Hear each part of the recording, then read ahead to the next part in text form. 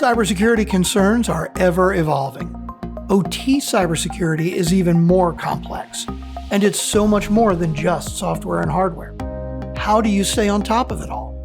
Aaron Crow has over 25 years experience with cybersecurity. 15 of those years focused on operational technology across multiple industries, and he wants to help you. Welcome to the Protect OT Cybersecurity Podcast, brought to you by Industrial Defender. Now here's your host, Aaron Crow.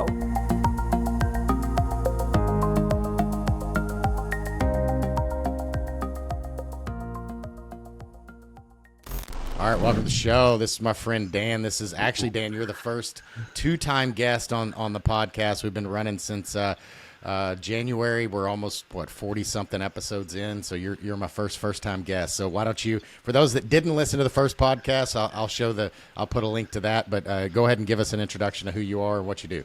Awesome. Yeah, thanks, Aaron. It's great to be back. And when you're ready for the third person, let me know too, so I can set every counter record there. But my name is Dan Gunter, so I'm the CEO and founder of Insane Forensics. What we do, just quick shtick, is we have a cybersecurity automation platform where we're bringing in both network and host data and helping people make sense of that, right? Because the reality is when you go into industrial sites, a lot of teams are 1, 2, 3, 4, 5 cybersecurity people for dozens to hundreds of geographically separated sites. And so we provide kind of software on that side as well as services. Prior to Insane Forensics, I was employee aide at another big industrial cybersecurity company in this space. Before that, started my career in the Air Force, doing everything from AFCERT, where we were protecting 2.5 billion endpoints, 800,000 users across the globe, including a lot of industrial assets, right? So really started in enterprise defense, left the Air Force, got out, went to an early stage startup, and then started my own thing. So speaking of that, what you just said, right, is here recently we saw the Mandiant release talking about the attacks in the Ukraine, right, and that there's more and more of those types of events that we're seeing in the news that we're getting into this critical OT infrastructure and the use cases that I've heard in the past of, oh well, we don't need to do this in OT, it's never happened here, I've been doing this for 40 years, like that whole thing. You can't say that anymore. Like, we see more and more things in the news, whether it's Colonial Pipeline and again this Ukraine power utility attack that Mandiant just released with Sandworm. It's coming, right? So what do we do? And the stereotypical response is, I hire Mandiant, they send in their incident response team. But what happens when something like what Russia did to Ukraine happens here, and they hit our power grid, and every one of those power utilities that has those same small group of contractors and incident response companies, there's not enough resources to respond if something like that happens at wide scale. Yeah, and it's a big challenge. And so basically what happened, on November 8th or 9th, I think it was, a few days ago, as of the recording of this, Mandiant released a report. It was basically, to your point, it was Sandworm using living off the land attacks in the Ukraine grid. What's interesting, it was released, right, November of 2023, but the actual incident date, they're claiming one initial breach was in June 2022, and then there was actually a production outage on October 10th and 12th of 2022. And so, what's interesting is not only are we hearing about it a year later, but the details of the attack, right? And some of the challenges to asset owners.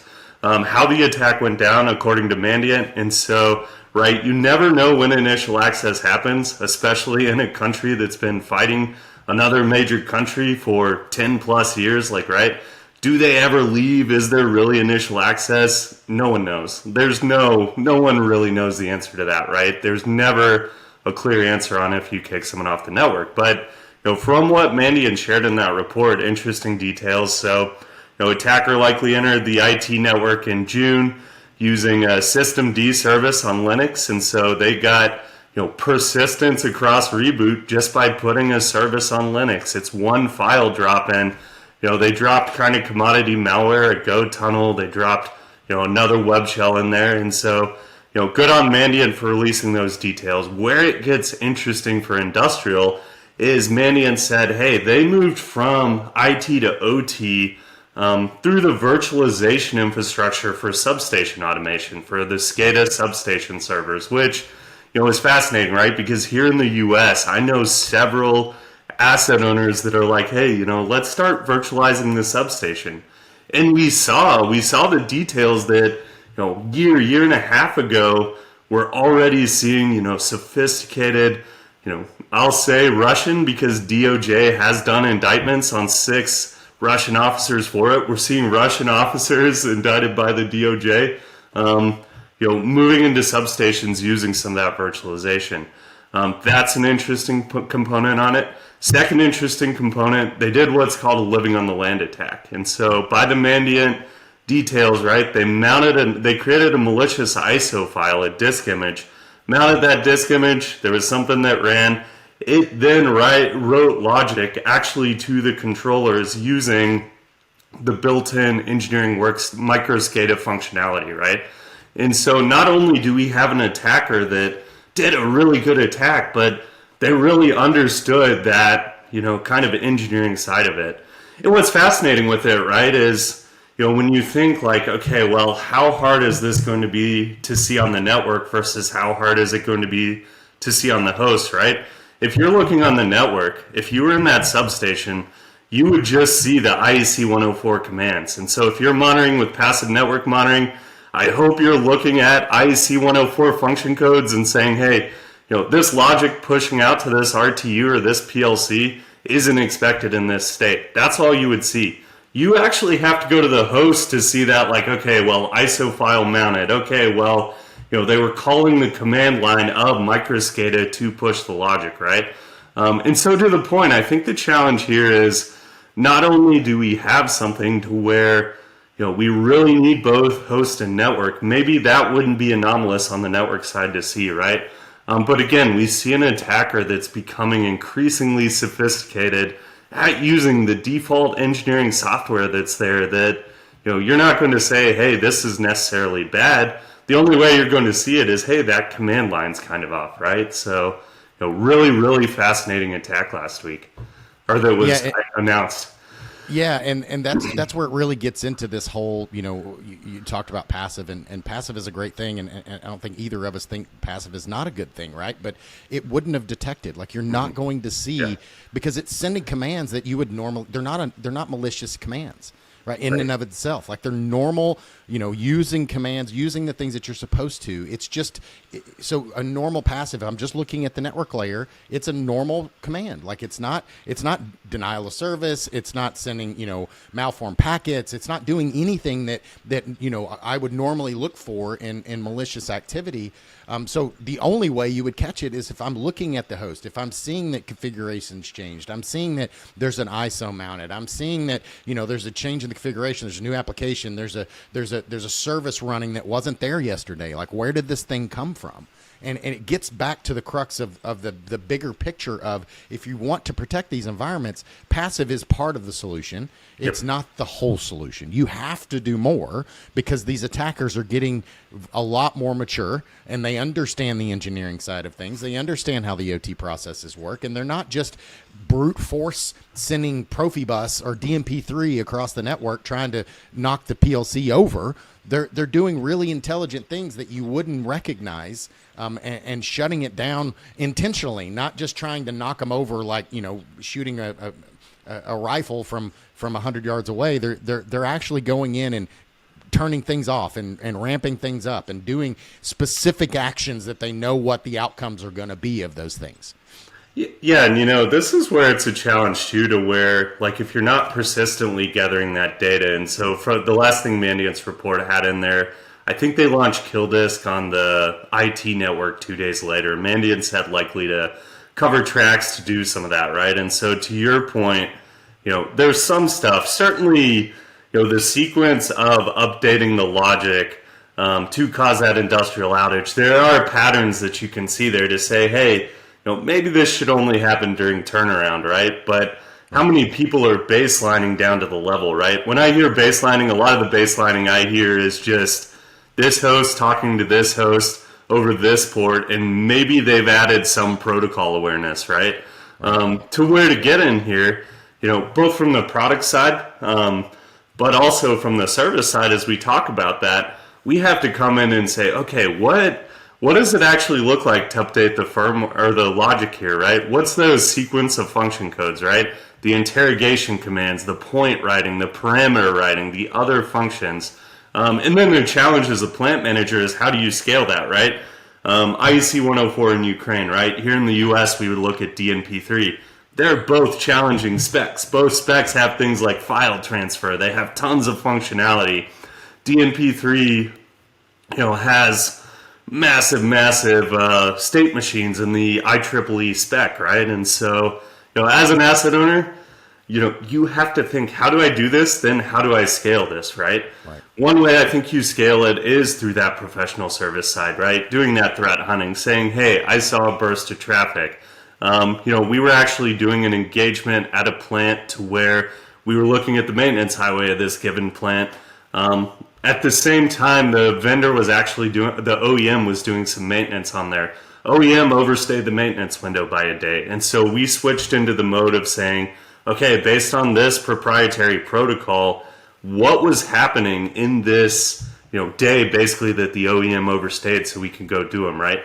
Most people aren't going to that granularity on the services side, right? You have to have an analyst that understands the protocol, that knows somewhat what's going on, and then you have to be in the right monitoring point, right?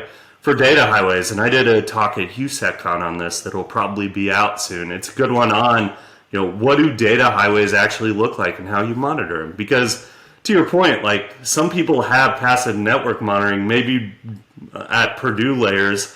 They don't always have it at all the ingress and egress points of the network, right? So some of that comes through services. I think some of that comes through scaling of, hey, what products actually see this, and then where can I get that granularity? And knowing what to do with it too, right? That's a key piece that you hit on there, right? It's one thing to see it, and this is what I see in a lot of implementations of I deploy a tool, and again, I don't want to beat up on passive monitoring a lot, but that's one of the things I see a lot is people are like, well, we deployed this thing, whether it be passive monitoring or whatever, and then they're like, but I haven't gotten value from it. And it's not because the tool is not valuable. I want to be really clear.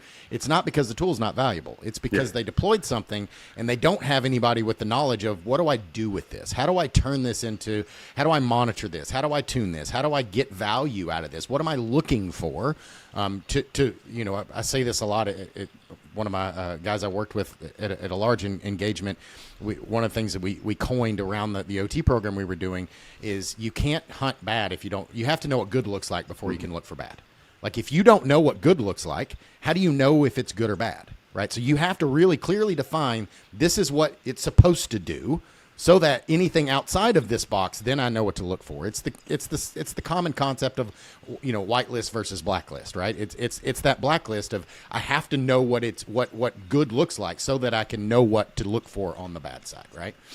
Exactly, and I think we have to expect to the point. I mean, we still hear in the security community, the phrase that a lot of people say of active scanning is dangerous, don't do it. Well, let's go to Ukraine 2016 with in-destroyer and crash override. That malware actually did pull the state of the breakers before they moved it. There were 3 modes of the malware.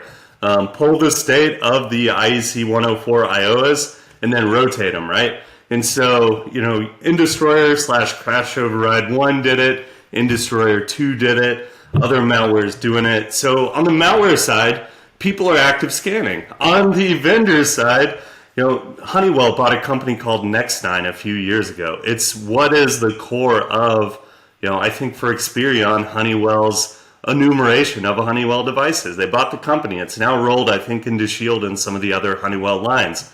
Does active enumeration, right?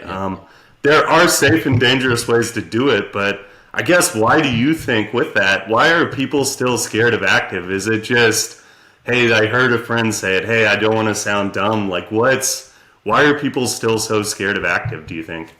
I think it's part of that. I think part of it, in the beginning, there were no OT tools. Nobody knew what, the vendors didn't understand it. The vendors were getting commercially off-the-shelf stuff. They were grabbing switches and firewalls and stuff like that, and they were putting all these things together. They didn't really understand them.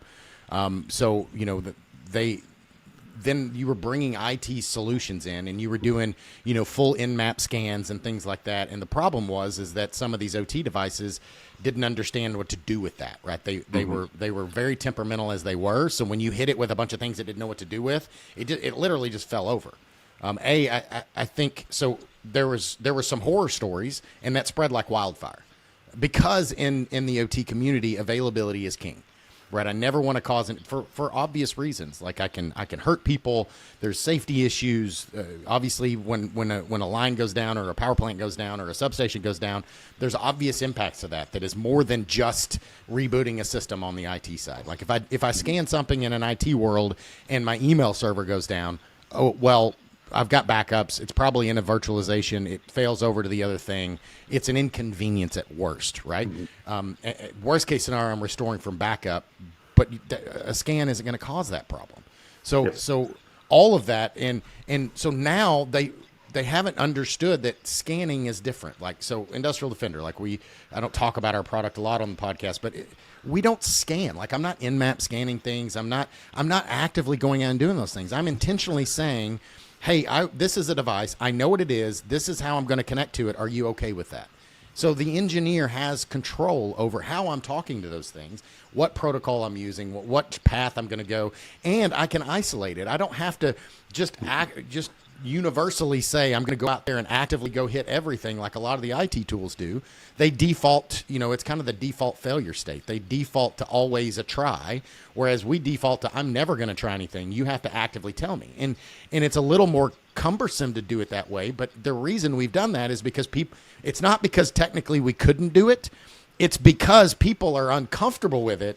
So it's the people comfort level that makes them, hey, nothing. It's kind of like in AI, right? We're not comfortable handing the keys to, our missile defense system to AI without a person saying in the loop, pushing the final button, right? It's that same concept in OT where we're okay with doing it as long as we have a person clicking it, right? So it's really getting the people and the humans more comfortable in the OT space, and most of it, between me and you and the people listening, right, is I think it's just lack of understanding. They don't understand the OT side. They don't understand networking. They don't understand these technologies. They're really smart control systems engineers, and they don't understand this stuff. So the safest thing to do is don't change it. The vendor doesn't do it.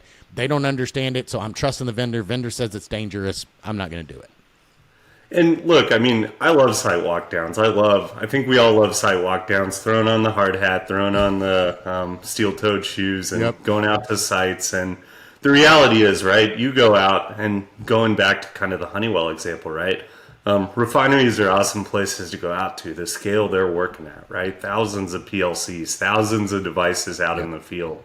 And when we talk about, like, okay, well, I'm scared of a little active enumeration, so I'm just going to stick with, kind of professional services behind it. The challenge is you're sending out a person with that clipboard to be like, okay, let's go out to all of these parts of the plan. And so, like, right, the value of Next9 and what Honeywell's done with that is, if you're in a Honeywell refinery, right, Honeywell, for those not super familiar, Honeywell is built around communities. Communities are basically their own subdomains. And so you go into a refinery and you have 6, 8, 10 Windows subdomains in there, right, that you're enumerating in. And so not only are you in different broadcast domains to where even if you do scan it, it's going to be complex, but the complexity of it, the time of it, if you're doing that manually, the sheet's going to be way out of date. If you're actually using a tool and smartly using a tool to do it, you're going to stay more in date, right? We have to think kind of at that scale, at that level of, okay, well, how important is being up to date right? Right after Trisis, right after the Triconics bug and all of that was announced, there were a few refineries in the U.S. that had the exact same patch version, exact same firmware, exact same model as what was used over in the Middle East by the plant that was hit, right? So they were rightfully concerned on that. When you're in that shoes, like if you're doing it manually, your last minute is, okay, I'm going to take in potentially the highest rate to call in this professional services team to be like, okay, do I have an issue? How bad is this issue? Where is it? To where, like, right with that by accepting that tool, by being open to it, you're actually getting that more real time, right? And so I think, like, on one side there is that fear, which is rightfully so. On the other side, we have to think of the downside of not doing it, right?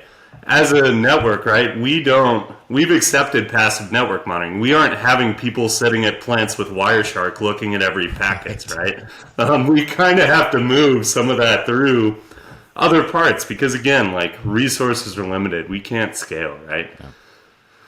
Well, and that's another part and a complexity around OT. In my IT world, I have one tool, and most of my stuff is sitting in the cloud or it's sitting in a data center, and I'm able to use that tool to scan all of those networks that I'm getting feeds from. So I have one interface. But if you look at OT, and you described it a second ago, I may have thousands of sites, hundreds of sites, 10 or 15 sites, any of those. But even at a site, those are they're split up and they're isolated networks, right? They're segmented networks. So I've got to have, there's multiple examples. I supported a power company, and we had 40 plus power stations, generator stations, and each of those stations would have multiple units, and each unit would have multiple control systems. So, turbo control system, balance of plant, sometimes multiple turbo control systems, then third-party controls and PLCs. And each of those would have their own security suite. So vendor A would bring a security suite. Vendor B would be, so they'd have Active Directory, they'd have antivirus, they'd have a backup solution, they'd have a SIEM, they'd have all these things.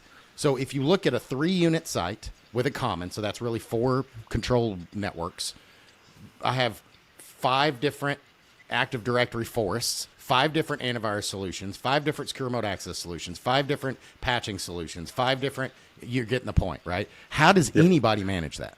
Right. And you're doing it with a team like my team, my OT team. I had, 6 people full time, and I had another, 6 contractors that worked for me.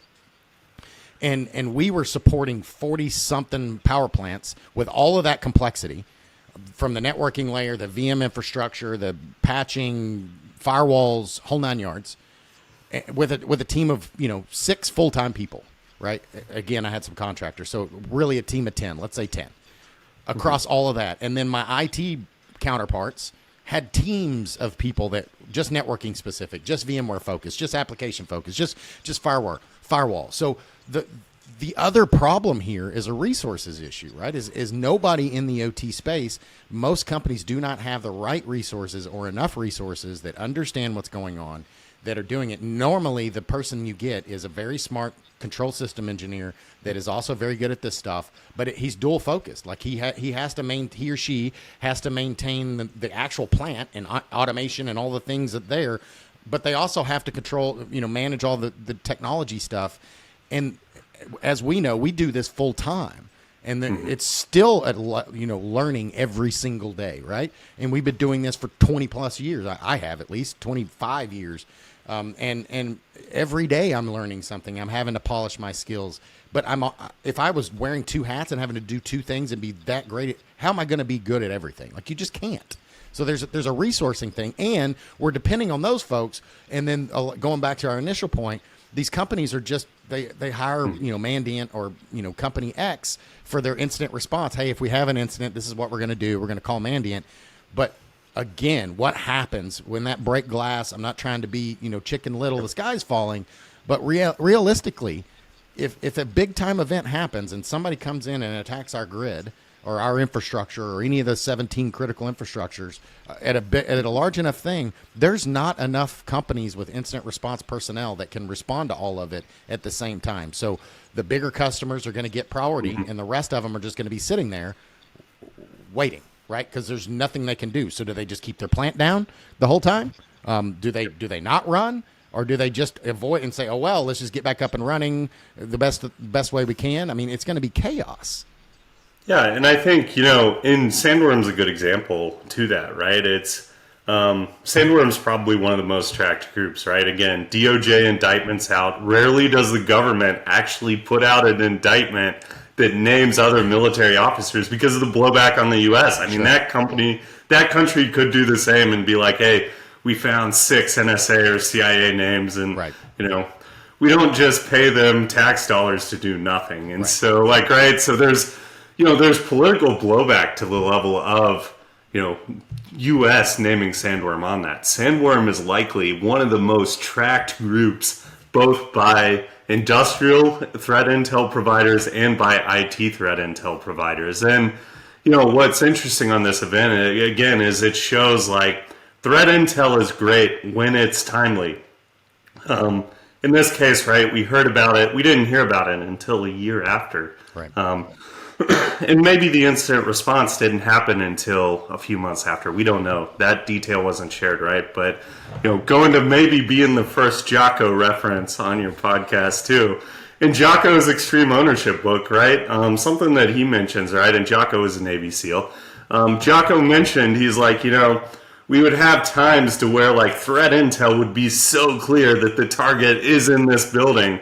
And, we're spending, again, the U.S. spends billions of dollars on getting intel, getting SEALs in places. It's all opportunity based. But anyway, they send people out on highly accurate intel that, hey, heavily guarded complex, targets here, we're going to do stuff here, right?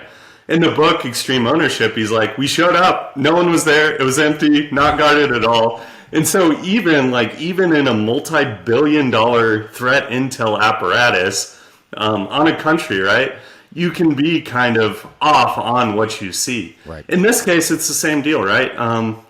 We didn't miss Sandworm, I would say. It is impossible to predict. It's impossible to know everything these nation states are doing every day, right? Because Sandworm doesn't just show up a week, a month, and be like, okay, guys, it's time to hack, just as any country doesn't, right? And so, something I think we need to be timely and think about as a community is, hey, threat intel is great when it's timely. It's hard afterwards. And where it's important once you get that info is how are you going to apply that info, right? We now have details from Thursday or Friday of last week of what Sandworm's doing. Some people are going to go into indicators and all that. But as we talked about earlier, the challenge is, okay, how are we doing our pattern recognition, right? How are we, seeing, okay, is this a logic push? How do we see kind of that chain up there, right? Not only do we have to get the intelligence, but we have to be smart on how we actually apply it to the network, right? I think ProServe, there are ways they can apply it. You can't make up data you don't have. Sure. And so at the same time, it's hard to apply. But again, that's where products come in. I think that's also where we bring in emerging areas like AI, right? To be like, okay, let me train an AI model on the time sequence of these function codes. Oh, hey, the time sequence of these function codes, mathematically only lines up to this thing, right? And so there's things we can do. We just have to kind of learn from these events, right? Yeah, and all those stuff, you start saying AI and ML around a plant operator or a plant owner, and they glaze over. It's just like anything, right? Anything you don't, you're scared, you fear the unknown. You don't know what these things are. You're unsure what it's going to do and what impact it's going to have in your environment. So it's terrifying, right? But that doesn't mean we can't do nothing. Like we've done this too long, where we've given the Heisman. We've said no, not in my plant. Just keep out. We've got it. We trust the vendor. I think we've shown that we can't just do that, right? It's beyond the point of just being able to do nothing or air gap. And I mean, even we've seen many of these attacks are in air gapped environments. So the whole argument around an air gapped environment is null, right? It's not an argument. Yes, it stops or makes it harder. It's one attack vector you remove, right? That doesn't make it impossible to get in, right? It's not even close to impossible. It's just a way. But we get this false sense of security because it's air gapped or because it's segmented or because it's a complex whatever, right? Like all of these things we've used, and I've heard every one of them. I know you have as well, and probably the audience has as well, which is why they listen to this, right? It's because we're trying to figure out, how do we get this message across? How do we have a solution? It's not unbeatable. This is not a hill so large that we can't overcome. We have the answers. It's about doing things differently. Like we've got to start looking at, okay, now we've done it this way, but how do we do it differently without impacting operations so much? It's not no impact. It's a matter of, I can't impact it so much that it becomes unprofitable to run my business, right? We have to look at it that way. But at the end of the day, it's about risk. And how am I going to overcome? How am I going to maintain my 5.9 availability? How am I going to maintain security and safety? Safety, 0 being a safety goal, right? And what goal do you have even in the highest cloud environments? 5.9 is the best you ever goal for, right? Obviously you can go for more, but never is it ever anybody's goal to be 100%. Like, they know that there's some percentage of failure that's going to happen. But in safety, human life, when we're talking about these environments, we're looking at a zero-sum game. Like, our goal is 0. We know we may never get it, but that is our goal. So we're not putting we're good with 10% loss of life in this environment. Like, no, we don't want any. And I think, look, you worked for one of the biggest consulting firms doing professional services. I worked for one of the big startups doing professional services previously and still do them now, right? And so, to a question you asked earlier, we have to think, because professional services will never go away. Right. There's a few reasons they exist. One, a lot of asset owners don't have the skill on staff. Maybe they're not trained up to things like forensics incident response. Yep. We hear a lot, hey, we're not good at this because we don't do it a lot, Sure. which is good for them. Yep. Hopefully their detection isn't the reason they're not finding stuff. There's also the risk transference side, right? Sure. Some asset owners like hiring professional services firms because they know they have professional liability insurance to where if something goes wrong or they miss something, they can, recover some of the costs via litigation and other things, right? Yeah. So professional services are not going away. To the point you asked earlier about scaling, I think we have a scaling industry or issue in the industry. Some groups are starting to admit it, right? When we look at the number of qualified incident responders for the industrial space, it's probably in the dozens to hundreds across companies. And this is including kind of your tier one companies, if you will, right? And so there's this really big issue on if there's a run on the bank on those retainers, what's going to happen? Right. We've been asking asset owners that. Some asset owners are like, we don't really want to talk about that, but we got a second incident response retainer, so if the first one doesn't show up, we're good. When you're looking at like site walk downs and non-time critical stuff, you can wait. When it's incident response, and by Siemens numbers, an auto plant loses $2.1 million an hour. Right. Oil and gas loses about $480,000 an hour in downtime. That's not breach cost. By the way, the breach cost is $4 or $5 million on average. And so, we have this case to where we're heavily dependent on professional services entirely. There's not a whole lot of automation. It's come out, do what training provider X has shown me, which is very manual. Mm-hmm. It again goes back to trying to do passive network monitoring by Wireshark off of a span port in your plant. You're not going to get very far very fast. And so, we're seeing people start to do stuff about that. But I think that's where, when you look at people, process, technology, like if you're not thinking all three, if you're not thinking how do I scale, you're going to run into issues. Because again, even some of the largest publicly traded energy companies in the US, 3, 4, 5, maybe 6 incident responders, and that's it. They're responsible for IT and OT too. So, I think that's a big area that, we're going to see movement on, both on the product side and then to the point, I don't think, and let me couch this before people spam and chat on this or spam in comments, AI is not going to be driving on its own for a long time. Right. Tesla full self-driving, right? It turns out you still have to be at the wheel, because if you're going around that bend and that truck's on your right and that, the barrier's on your left, we've seen how the Tesla jerks over, right? And so I think, we can't be scared. We have to of the AI side, we have to be realistic that it's going to be human assisted. Yeah. But at the same time, when we're talking about scaling, when we're talking about countries getting more experience on the offensive side for this, today, right, we're only seeing geopolitical stuff heat up in the world in multiple parts. And what do you think about that? Is it a problem? What's the cost of doing nothing? And then how do we scale it, right? Yeah, 100% I agree. And I also agree, professional services are not going anywhere, and they're not the devil. Passive monitoring is not the devil. Again, like you said, I work for one of the largest, consulting firms in the world, and they're very valuable. Their services are amazing. But to your point, there's probably 100 people that actually truly can do incident response in an industrial environment and an OT, a true OT environment, and really know what they're doing. Can't do some of those things transfer? Sure. Could they do it with, somebody like me or you sitting next to them? Sure. But I think we have to figure out a way to scale that, right? And that's where you get into, having go kits, deployed around, and I've got my trained staff that knows how to do some things. They know how to plug it in. They know where it is. It's like, everybody doesn't have to be a doctor, but I train everybody in basic first aid. I train them on how to use the defibrillators, right? And I have defibrillators spread out all over the place. Why?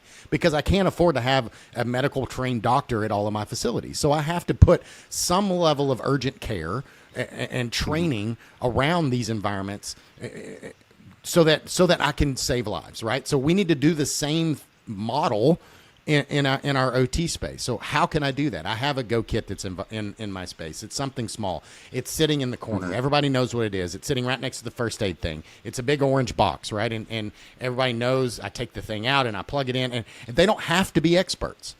All they need to know is what is the thing, what is the scenario that I use the thing, when do I break glass, and what is the procedures. Take it, plug into here, and then call here. Because then I can scale those limited resources of the consultants like your company, like the others that we've mentioned, and you don't have to get on a chopper and go out to that facility when you can't be in multiple places at once. I can't be in multiple places at once. But if I can be on the phone with 50 places and say, okay, do y'all all have the kits? Yes. Okay, now plug the kits in. Okay, now do this. Anybody having problems?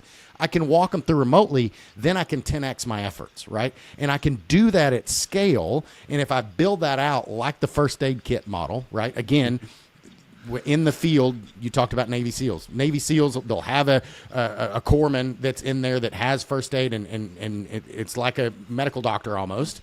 But their goal is just to get them back to the base, back to the place where a doctor can provide surgery, all those types of things. It's triage. I'm stopping the bleeding. I'm cutting off. I'm making it where they can make it to the end point, right? So I can get them more help. But I can't put a medical doctor in with every Navy SEAL group. There's just not enough doctors to do that. There's not enough people that are that well trained and can also be well trained enough to be a Navy SEAL. It just doesn't make sense. So I have to change the model. And we have the model. We just have to start looking at it that way and looking at it differently than just, I've got professional services. I'll get back to the hospital. There'll be a chopper that can take me back, and I'll make it, 10 hours or 6 weeks. And most companies, if their plant was down for 6 weeks, they'd be in financial hurt. Like, who wouldn't? I mean, the numbers you were talking about, $400,000 an hour times 6 weeks. That's astronomical. And that's just one site. Imagine if that were across 50 sites or 20 sites, and how long would it take them to get those things back up? You can see how really quickly this becomes more than just an issue for the company, because we're talking about critical infrastructure. So we're not just talking about dollars and cents. We're talking about infrastructure. So I can't pump gas. I can't, my refrigeration stops working. Trucks are not shipping things. Trains don't work.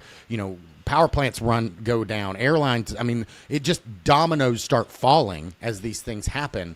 And it's a really big issue that we've got to look at differently than we have in the past. And, and to that point, the Navy SEAL analogy is a good one there. And because, Navy SEALs also, they rely on support personnel, sure. Right? And so when you become a Navy SEAL, you go through BUDS, you go through all the other training, you go through all of those challenging courses, and you get really good, at that kind of, niche operator skill, right? And then they have, other skills as they roll in. Well, those units still have, technical elements. They have special skill elements that are tied to them, right? There is a team behind that, whether it be Intel or some of the other things provided in, right? As an asset owner, you, as much as it's easy to be like, asset owner, I hate vendors. Vendors hate OEMs. And there's this triangle of disliking people. Yeah. The fact is, this problem is only going to be solved with that entire triangle, right? Yeah. Everyone depends on each other as much as sometimes they hate the unsolicited sales calls or the other things that come out, right? Because the other path of this, from the technology side, it's what helps scale. Yeah. From the people side, that's going to be the only way also that we get out of kind of that personnel shortage on incident response, right? How do we grow incident responders? I mean, there are good training courses out there. There are good kind of generic security courses, but no one's training. There's no industrial incident responder dedicated training that gets you to where you can walk in. There's good familiarization courses, right? And so when we think people, process, technology, when we think about how we tackle it, I think we have to be mindful of, how do we really get that OEM, vendor, asset owner triangle working really well? Because again, we're not going to solve this problem if we can't do that. And on the defense side, we're going to keep giving the attackers the advantage if we can't come together and work through that, right? And I mean, that means companies sometimes working together, competitors even working together in ways they won't, right? I think one of the downsides that I saw some chat on this on LinkedIn a week or two back, right? Someone was like, hey, is TLP holding us back, right? Because people mark things TLP Amber, and then they're marking things TLP Amber and being like, I'm just going to share this with my friends, right? Right. Which doesn't actually help the community. Like, yes, there is sensitivity, but, to the government analogy, yes, there's also overclassification, right? 100%. Yeah, I mean, there's some stuff I'm working on the federal side, and some of that is chicken and egg. Like they want me to be in the room, but I don't have the right clearance to be in the room. But they want me in the room to help them design the thing, but I don't have the clearance, and I can't get the clearance until I get the project. But I can't get the project until I get the clearance, and it's just like this round thing of like, guys, this is not that hard. Like you don't have to tell me the super secret thing. I just need to focus over here, and I don't have to have clearance to talk about that. You can talk in analogies and all that kind of stuff, but so much of this is Coke and Pepsi, and they both have their secret sauce. Fine, we won't share that, but there's a lot of other things that we can talk about and be partners on that can help each other, right? You both have cloud infrastructures, you both have employees, you're both doing manufacturing, you're both doing all these different things. You don't have to get into the secret sauce, and that is one benefit I've seen in the power industry is because there's really no proprietary way to generate an electron. Companies pretty much share all their information because I have this power plant and I'm not competing. Nobody can say, well, I don't want to buy your electron. I want to buy your electron. Electricity follows the path of least resistance. So whatever wire comes to my house is what does it, right? I don't get to choose. Now I can choose my in some states I can choose who my provider is, but the people that are generating the electricity are the people that are generating the electricity. You don't have a choice. So yeah, and we have to do, I mean, and like to use another analogy, an historical analogy, right? We have to do the proactive and reactive services. Right. And like, right, proactive service, another really good one I like is tabletop exercises, right? Let's write a scenario based on some risk. Let's, get people in the room. Let's work through it, maybe actually pull data and try to do it. And, those are things that strengthen your incident response plan, which if you're NERC-CIP regulated, you have to have an IR plan, right? If you're not, hopefully you still have a visited IR plan because it's going to be chaos when something happens. But even with those exercises, I mean, the challenge is you want to do a lot of those, right? Back in World War II, right? In 1930s, the Navy did a series of fleet exercises. I think they did 24, 25 fleet exercises, right? Fleet exercise 13 or 14 was very close to what happened in Pearl Harbor. Right. And it's funny because it was successful in the exercise, and so successful tabletop to scenario. The Navy was like, the planes would run out of fuel, they wouldn't reach here, we'd see them before they showed up. And then 9 years later, it actually happens, right? And so I mean, the challenge there is we have to remember, too, a lot of these services are doing risk assessments based on a lot of assumptions and opinions. Those assumptions and opinions are important. It's important to be somewhat realistic, but we also have to prepare for that. Like, hey, that assumption was wrong, and someone just proved me it was wrong by actually doing it, right? And this isn't to say, like, and again, some people are going to say Pearl Harbor scenario. No, like security programs are built around risk, and if we aren't being honest on risk, we're kind of building that foundation on a bunch of sand, right? And so, I think something with, we need those professional services. At the same time, we need to prepare kind of for that situation where maybe something we didn't think was possible actually happens. Yeah, that reminds me of a movie. It's a zombie movie. Brad Pitt, was it World War Z? I think it is. And the Israelis at the time, they had a panel, and they basically said, hey, if everybody on the panel votes that something is impossible to happen, then one person has to take the opposing opinion and say, hey, we're going to pretend that we think it is real and run it to its course and figure out what we should do about those things, because we don't ever want to let, in the scenario they had, is they didn't ever want to let another World War II German population type thing happen to that company, and not to bring up Israel with all that's going on in the past, but this is a movie is what I'm talking about here. So in that same scenario, like you just said, like a lot of times we just say, oh, well, that's never going to happen to me. Like it's so impossible that nobody's going to hack me. There's all these things. I would see it, all the different things, but not necessarily, right? And we have to assume not that you should plan your entire world and you should, platinum coat everything, but you should at least think about the possibility. Like I think we have a feeling in the space right now is this unrealistic expectation that we're safe. We're in the U.S., many of us, or Canada, or Mexico even. Our environments have never been hacked. We've got all these protections. They're air gapped. Again, all of these false senses of security. But we've seen with the Ukraine attack, with this Mandiant release, right? They're no different, right? Our systems are not very different than the Ukraine systems, right? Or Stuxnet or any of these examples that we've seen. We are not that safe, right? So if somebody wants to get it, they can. It's like the same scenario I've said, in a previous life, I had to break into houses through real estate and whole nine yards, but I had to be able to get into a house without a key. So I got really good at picking locks, but I could get into a house in under 5 minutes. Either I'd pick the lock, or I'd drill the lock, or I'd grab a pair of pliers and turn the handle, or I'd open a unlocked window, or I'd go in the back door. Within 5 minutes, I could be in your house. So if I have access to the door, I can get in. So when I'm designing security in my house, I have to know that. My door lock is only going to keep somebody that doesn't really want to get in. Like they're going to check the door, it's locked, right? But if they want to get in, they're going to get in. They got a sledgehammer. They drive a car through it. They bust a window that's sitting right next to it. There's 1,000 ways to get in. It's the same thing in cybersecurity. If somebody wants to hit it hard enough, they'll find a way, right? They'll send a person physically into the space. Like there's all these things that we have to look for, and we have to start looking at these problems as realistic and figuring out how are we going to solve them if worst case scenario happens. Exactly. Yeah. And speaking of the tabletop, and just to wrap up here, I've seen some really cool stuff, and I'll give a shout out to Clint Bodungeon. He's got a really cool thing he's doing with his, he's got the threat gen and the red versus blue thing, but he's actually got an AI tabletop now, so he's able to live feeding it data from a large language model and actually say hey, this is a scenario. I want to do, these are the types of assets. These are the people that I want to have respond. This is the type of incident.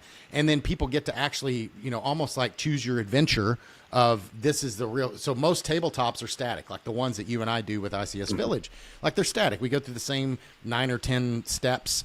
We have a multiple choice type thing. But this gives you a way that you can kind of be on the fly and even learn. You could even teach the AI what your environment looks like, what controls you have, what security technologies you have. So I can see that as a great way that you can use AI in examples like this tabletop, where you could actually, without risk to your operational environment, without risk to deploying AI in my OT space, but I can use AI to help me think through some of these things that, as a human, I may just assume is impossible, or I may just throw it away because of whatever prejudices I have against that technology or that capability or sandworm or anything else.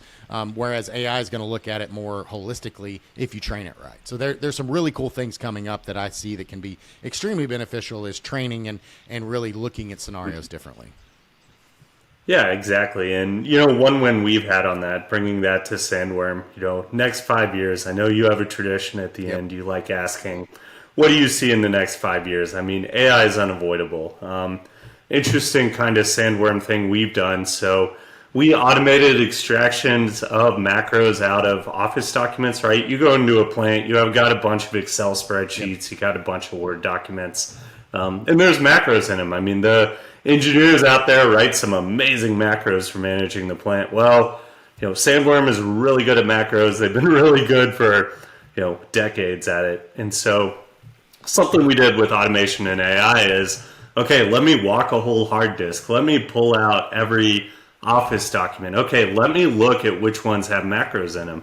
And then instead of being like, okay, human, go pull this macro out, tell me what it does, we actually trained a chat GPT thread, and we're starting to train Llama and some local AI so we can keep it on our flyway kit there. But we've gotten AI threads in under a second to basically say, yes, this is malicious. Yes, this is, this is what the malware does. And then basically 3 questions. And so to the point, like the scale of that, when you attach that to now, every Office document I see, I can take someone's Outlook folder and say, okay, let me scan every email, let me pull every attachment. In a few seconds, I can get through someone's entire email box with stuff, right? It works very, very well. And that's obfuscated, malware that would take a reverse engineer a while to do. Reverse engineering is a high-end skill set. We're not going to automate all of it. That's not what I'm saying here. But, wins like that to where you can get scale. To your point, the interesting thing has been taking, okay, in Ukraine in 2016, we know in Destroy and Crash Override, it was using these IEC 104 commands. We've had success in R&D being like, okay, AI model, what does this look like in DNP3? What does this look like in Modbus or S7Com or other protocols? In using AI to kind of help us say, hey, I don't have IEC 104. I don't have this here, but I do have DNP3. Help me understand what that looks like. And, sometimes you have to feed it a little bit more to get it to help you.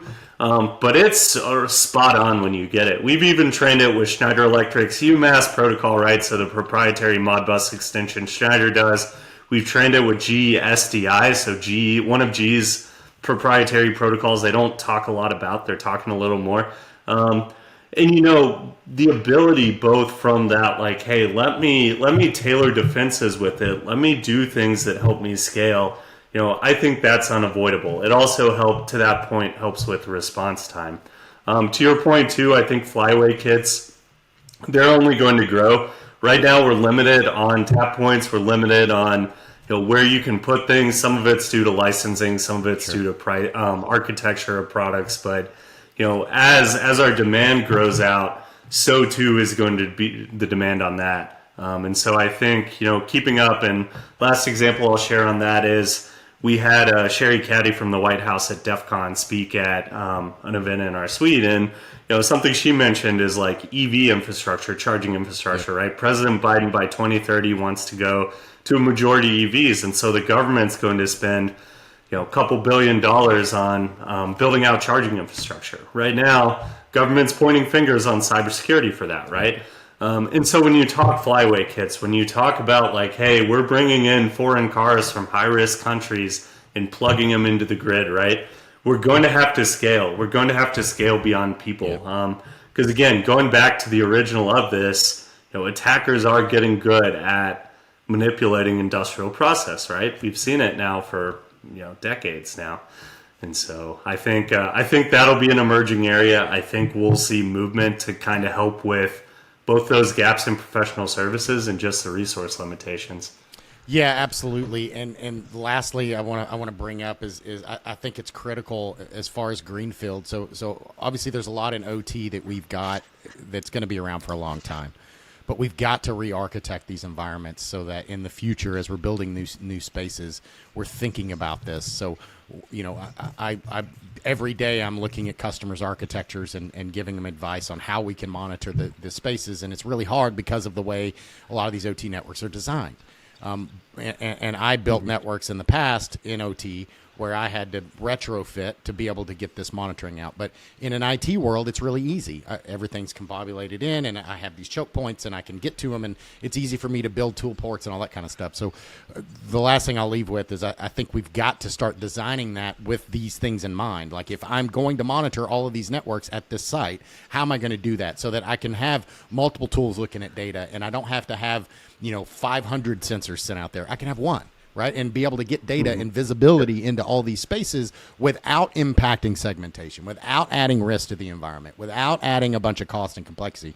Because when I do it up front and I design it from the beginning, just like when I'm designing the automation and the control engineer stuff and how the plant's going to set up and work, this should be part of that. Because if I do it then it's really easy being relative. I'm not having to go back in and retrofit. It's like, you take a truck and you decide you want to make it an EV. You're having to rip out everything that's in it and then put an electric motor in it. Whereas Tesla was designed from the ground up as an electric vehicle, right? It was designed that way. So everything just works that way.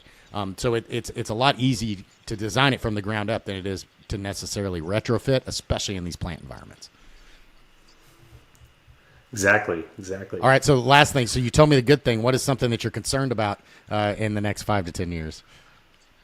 I'm really concerned, honestly. And, again, coming from having lived on both offensive and defensive side, this isn't, again, sky is falling, but again, the attacks are real out there, right? And so, the scaling of these, the really having in the plan, what are we going to do if a geopolitical event does pick up? Luckily, we haven't had one in a while, right? At the same time, we're entering a stage to where, again, this is a practiced area. And so I worry about scale, and it's not just because, we offer product and services that help for that. Legitimately, for our power, for our water, for our manufacturing, scale's a big deal, right? And we look at the impact of ransomware, right? Everyone's talking about ransomware now. Most financial losses are happening through ransomware, right? And so, we're having both OEMs get ransomed, we're having vendors get ransomed, we're having, asset owners get ransomed, right? And so, at some point it's easy to say, well, they're just taking the policy coverage and likely going for a lot of the groups. At the same time, as we saw with MGM, right, Caesars, it seems like probably paid it off. We don't know the whole story on that. MGM didn't pay, and there was that little bit of disruption, right? And so, as groups get more sophisticated, there are ransomware groups that are targeting OT also. And so, I worry from the, how do we keep up? Because again, we're not going to do it by people alone. We won't do it by process or technology alone. It's going to be all three, and it's going to be just us being smart about it, right? And being open to the future. Absolutely. Well, awesome, Dan. I'll definitely make sure that as soon as I'm ready to have somebody that does the third, you'll be the one. So the good thing is Dan and I are fortunate enough to get to work together a lot, and with the ICS Village, and so we're at a lot of conferences. So definitely check out. We've got conferences coming up at S4 and Black Hat and DEF CON, and we've got road shows going on. There's a lot of stuff out there, and the whole goal of the ICS Village and the things that we do with those is really to spread information and to be learning.